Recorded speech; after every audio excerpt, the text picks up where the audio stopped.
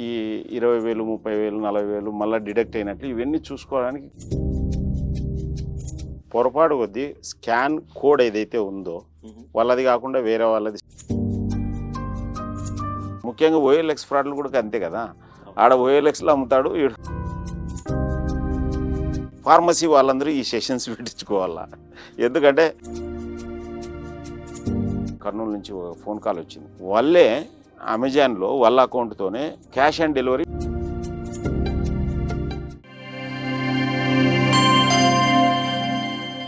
Welcome to Dhatri business. నేను మీ ఇంద్ర. ప్రస్తుత డిజిటల్ యుగంలో అసలు క్యాష్ అనేది పూర్తిగా వాడడం మానేసాం. ఎందుకంటే అంతా కూడా డిజిటల్ మయమైపోయింది. అందరం కూడా ఆన్లైన్ ట్రాన్సాక్షన్స్కి అలవాటు పడిపోయాం. పెద్ద పెద్ద షాపింగ్ మాల్స్ నుంచి చిన్న చిన్న వ్యాపారస్తులు కూడా క్యూఆర్ కోడ్స్, స్కానర్స్ని ఉపయోగించడం చేస్తూ ఉన్నారు. సో దానివల్ల మనకి ఈజీ పేమెంట్స్ కూడా అవుతూ ఉన్నాయి. బట్ అదే విధంగా సైబర్ క్రైమ్స్ కూడా పెరుగుతూ ఉన్నాయి. ఈ సైబర్ క్రైమ్ బారిన పడకుండా మనం ఎలా జాగ్రత్తగా ఉండాలి, మనకి తెలియజేయడానికి మనతో పాటు ఉన్నారు మాధవ్ రెడ్డి గారు. నమస్తే సార్. నమస్కారం సార్. చెప్పండి, ముఖ్యంగా ఈ బిజినెస్ చేస్తున్న వాళ్ళల్లో చూసుకుంటే అంటే చిన్న చిన్న వ్యాపారస్తులు, అంటే ప్రతి ఒక్కరు కూడా ఈ క్యూఆర్ ద్వారా అమౌంట్ తీసుకోవడం జరుగుతూ ఉంటుంది కదా. మరి దాని ద్వారా కొన్ని ఫ్రాడ్లెంట్ ట్రాన్సాక్షన్స్ కూడా ఈ మధ్య చాలా జరుగుతూనే ఉన్నాయి. మరి వాటి ద్వారా వీళ్ళు ఎలా భద్రపడవచ్చు అండ్ వాళ్ళు దాని నుంచి ఎలా తప్పించుకోవచ్చు, ఎలా సేఫ్గా ఉండొచ్చు? ఈ ట్రాన్సాక్షన్స్ ఏవైతే జరుగుతున్నాయో మనం గమనించాలి. ఫస్ట్ స్కాన్ ట్రాన్సాక్షన్ చేస్తుంటారు. అవును సార్. పొరపాటు కొద్దీ స్కాన్ కోడ్ ఏదైతే ఉందో వాళ్ళది కాకుండా వేరే వాళ్ళది స్టిక్ చేస్తుంటారు కొంతమంది క్రిమినల్స్. ఓకే. సో అలా డైరెక్ట్ నష్టపోయేదానికి అవకాశం ఉంది అన్నట్టు. ఓకే. రెండోది ఏంటంటే వాళ్ళది స్కాన్ చేస్తారు, కాకపోతే వాళ్ళ దగ్గర స్పీకర్ సిస్టమ్ లాంటిది లేదనుకోండి. ఇప్పుడు ఫర్ ఎగ్జాంపుల్ మీరు 100 రూపాయలు పే చేసినారనుకోండి, thank you boss 100 rupees paid అని వస్తుంది కదా. అలాంటి సిస్టమ్ లేదనుకోండి, ఒక యాప్లో చేపించినట్లు డమ్మీ యాప్లో చూపిస్తున్నారు. సో ఈ రెండు లేకోకుంటే, అంటే లైక్ ఆల్రెడీ ఎవరైనా స్టిక్కర్ పెట్టినా కానీ లేకపోతే ఈ వాయిస్ లేకోకుండా మోసపోయేదానికి అవకాశం ఉంది. సరే, మరి ఈ చిన్న వ్యాపారస్తుల దగ్గర ఇంకొక ఫ్రాడ్లెంట్ మీరు స్టార్టింగ్లో చెప్పినట్లు అంటే ఫేక్ యాప్ ద్వారా వాళ్ళు చూపించడం జరుగుతూ ఉంది. సో దానికి ఏంటి సార్ రెమెడీ? మరి ఏం లేదు, ఫేక్ యాప్ ద్వారా చూపించినారంటే వాళ్ళ దగ్గర సౌండ్ మిషన్ పెట్టుకోవడమే అంతే. That is the first remedy. Second remedy వాళ్ళ దాంట్లో అమౌంట్ చూసుకోవడమే అంతే. ఎప్పటికప్పుడు SMS వస్తుంది కదా, కంపల్సరీ SMS వస్తుంది, ఖచ్చితంగా చూసుకోవాల్సింది. ఈవెన్ అది పక్కన పెట్టండి, NRI మెడికల్ కాలేజ్లో నేను గుంటూరులో చేసినాను ఒకసారి. సో అక్కడ నుంచి NRI మెడికల్ కాలేజ్ గుంటూరులో చేసినప్పుడు అక్కడ ఎవరైతే డ్రగ్గిస్ట్ ఉంటారు కదా, కెమిస్ట్ డ్రగ్గిస్ట్ అని మెడికల్ షాప్. యా. సో ముఖ్యంగా మన దాత్రి ఛానల్ నుంచి రిక్వెస్ట్ చేసుకోవాలంటే ఈ ఫార్మసీ వాళ్ళందరూ ఈ సెషన్స్ పెట్టించుకోవాలా. ఎందుకంటే వెరీ సింపుల్గా మోసం చేస్తున్నారు. వాళ్ళు ఏం చేస్తారంటే సైబర్ క్రిమినల్ ఎట్లా నెట్లో అందరి షాపులు నంబర్లు ఉంటాయి. సో వాట్సాప్ పంపిస్తారు, 2,000 రూపాయలు ప్రిస్క్రిప్షన్ మెడిసిన్ పంపిస్తారు వాళ్ళకి లేదనుకోకుండా. ఈ మెడిసిన్ మీ దగ్గర దొరుకుతుందా అంటారు. జనరల్ మెడిసిన్ కాబట్టి వీళ్ళు కూడా దొరుకుతుంది అంటారు అన్నట్టు. ఓకే, ఎంత అవుతుంది కాస్ట్ అంటే 2,000 అవుతుంది అంటారు.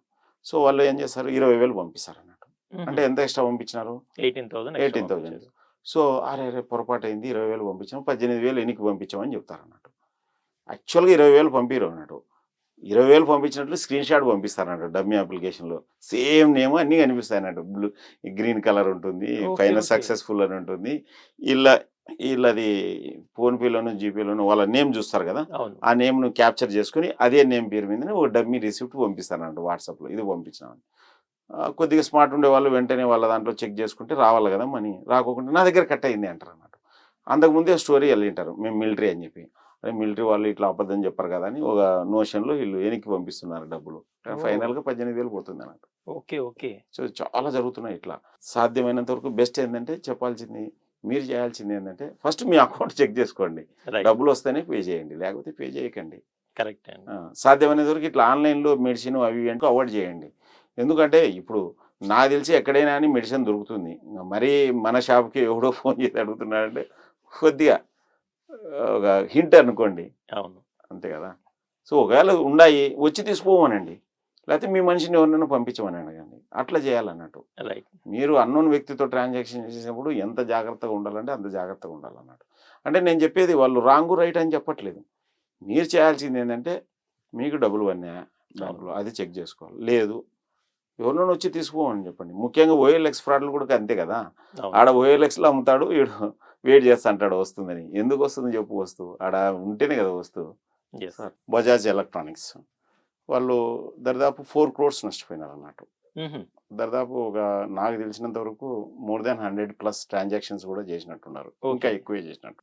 ఎలా నష్టపోయినారంటే ఏం లేదు, వాళ్ళు QR కోడ్ ఏదైతే ఉందో ఫోటో తీసి వాళ్ళ ఫ్రెండ్స్కి పంపిస్తారు, ఎక్కడో ఓకే. రాజస్థాన్లోని క్రిమినల్స్కి పంపిస్తారు అన్నట్టు. రాజస్థాన్ క్రిమినల్స్ వాళ్ళు. సో క్రిమినల్స్కి పంపిస్తారు, వాళ్ళు పే చేస్తారు, వీళ్ళకి రిసిప్ట్ వస్తుంది, వస్తువులు తీసేసుకుంటారు. ఓకే. ఆ తర్వాత నెక్స్ట్ రోజు వాళ్ళు ఫ్రాడలెంట్ ట్రాన్సాక్షన్ కింద కంప్లైంట్ చేస్తారు అన్నట్టు. ఓకే. సో కంప్లైంట్ చేస్తారు, ఆటోమేటిక్గా ఛార్జ్ బ్యాక్ కింద డబ్బులు ఎన్నికి తీసేసుకుంటున్నారు అన్నట్టు. ఓకే. సో వాళ్ళు ఎందుకు పెద్ద కంపెనీలు టార్గెట్ చేసినారు అంటే, పెద్ద కంపెనీల్లో ఈ 20,000, 30,000, 40,000 మళ్ళీ డిడక్ట్ అయినట్లు ఇవన్నీ చూసుకోవడానికి కొద్దిగా టైం పడుతుంది కదా అంత అవునండి. లోపల. చాలా సో ట్రాన్సాక్షన్. ఎనీ ఫైనల్గా పోలీస్ వాళ్ళు అరెస్ట్ చేసినారు, 13 మందిని అరెస్ట్ చేసినారు అన్నట్టు.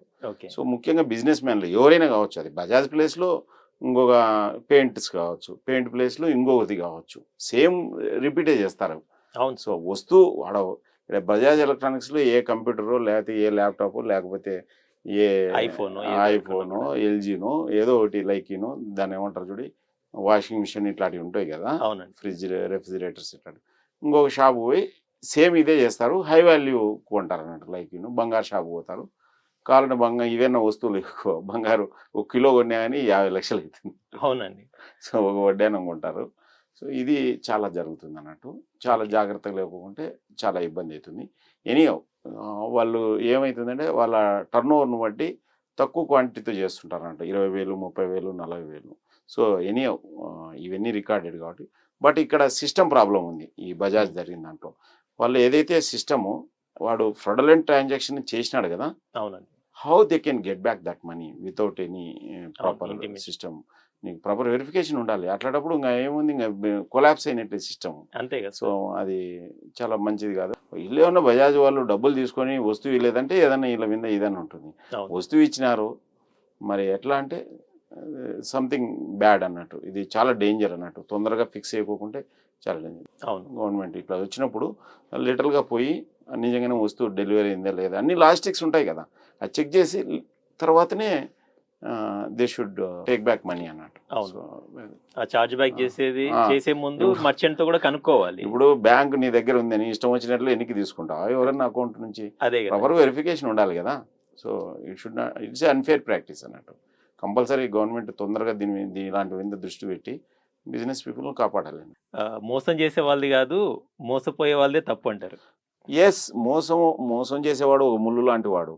మీరు దొక్కినా కూర్చుకుంటుంది, మనం దొక్కినా కూర్చుకుంటుంది ముళ్ళు, అంతే కదా. Yes. అట్లనే వాడి చేతిలో ఎవరు పడినా మోసం చేస్తారు. మీ జాగ్రత్తలు మీరుంటే మోసపోరు, మీ జాగ్రత్తలు మీరు ఉండాలి. దీని గురించి సంపూర్ణ అవగాహన, అంతే, వేరే ఏం లేదు షార్ట్ కట్. అయిపోయినాక 1930 కంప్లైంట్ చేయండి, మీ అదృష్టం ఉంటే డబ్బులు వెనక్కి వస్తాయి. అది కూడా ఎప్పుడు అవతల వాడు డబ్బులు విత్డ్రాన చేయకపోయిండాలా, లేకపోతే ఇంటర్నేషనల్ ట్రాన్సాక్షన్ బిట్ కాయిన్లోకి కన్వర్ట్ చేయకుండా ఉండాలి, ఆ టైంలోనే వస్తాయి. అది కూడా ఎన్ని 3 నెలల నుంచి 6 నెలల వరకు పడుతుంది అన్నట్టు. త్రూ లీగల్ ప్రాసెస్ ద్వారానే రావాల్సిందే డబ్బులు. There is no shortcut. So ఇలాంటివి మరిన్ని విశేషాలు తెలుసుకోవడానికి మీరు దాత్రి బిజినెస్ ని మీరు ఫాలో అవుతూ ఉండండి. Thank you sir. నమస్కారం, థ్యాంక్ యూ.